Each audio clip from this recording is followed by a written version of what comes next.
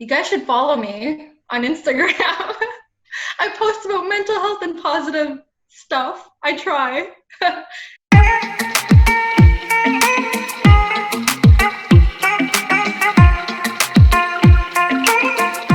Hi, I'm Komal, and I currently live in Ottawa. You can follow me at alongside Komal. That was my introduction. Moving to Brampton meant moving to a whole new country. I think I was only 7 or 8. I grew up with my grandparents. I had my friends in India, and then moving to a whole new country.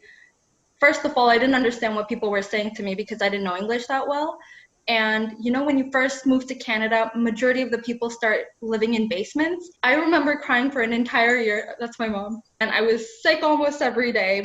Oh, right. Yeah. Good 6 months. I had a really, really high fever. I think that was the most difficult part, just moving to a whole new country in general and then living in a basement. You go from living in a home to living in a basement and it's dark and you don't understand what people are saying. I was actually bullied quite a bit. And I feel like when you're bullied at a young age, it kind of scars you. And you get older, you learn, but it just stays in your conscience. As being an Indian girl, you grow so much hair. I remember being bullied for having hair on my face, hair on my legs. I've always had wider hips, so I was always bullied for that. Another thing that I always got bullied about was having big lips.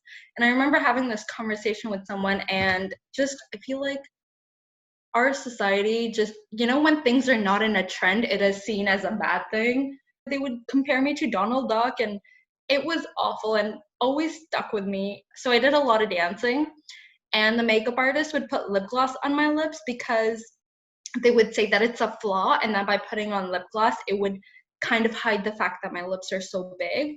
As a kid, you don't know that, oh, I gotta love myself. It hurts and it kind of stays with you, which really, really sucks. Even now, sometimes I try to wear colors that don't make my lips look too big, but I'm constantly reminding myself it's okay.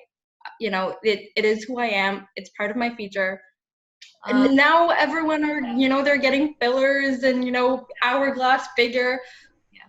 But yeah, my relationship with Brampton is very unique. I have a very, very soft spot for Brampton. I basically grew up there. That's where we came when we first moved to Canada in 2004. That's where I made majority of my friends, and I feel like I haven't been able to make that connection anywhere else. I've moved so many times in my life, but Brampton is where I learned how to speak English. I started to fall in love with Brampton right after grade 11. My brother moved to Ottawa because he was going to University of Ottawa and my parents really missed him, and they decided, hey, let's just as a family move to Ottawa. So we all moved for my brother. That's also where I was bullied. I feel like grade 12 was the year when, oh my god, that's when I really discovered who I am and what I want from life. That was totally life-changing experience for me. I lost so much weight because I cried so much. I was so depressed. Oh gosh.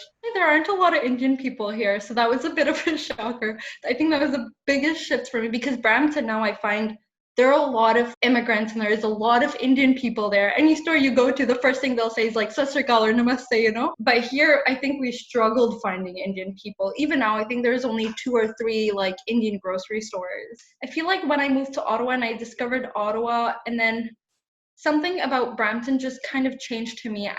I would constantly hear there is like a lots more criminal acts that are happening, and every other day there was something that was happening.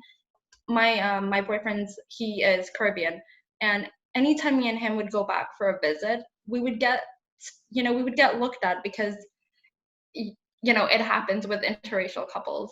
I think it kind of scarred my relationship with Brampton because I Brampton was home. And when your own people kind of start to look at you that way, it hurts and you start to view them differently. And I think that's what happened with me and my relationship with Brampton. Community to me is people that care for one another, just a bunch of humans that look out for one another, care for one another. Like that's your community. The first few people that I would think about when I think of the word community, I think my family because, they care for me, they look after me, they put a roof over my head. But I think aside from that, I would think about my boyfriend and my neighbors. I love our neighbors. They're amazing. They look out for us. Well, when I first heard of the term Brampton boy, I was like, oh, it's only for boys living in Brampton. I don't know if I identify with that term anymore, though I feel like I have some right over it just because I grew up in Brampton. What Brampton is evolving into is something very different.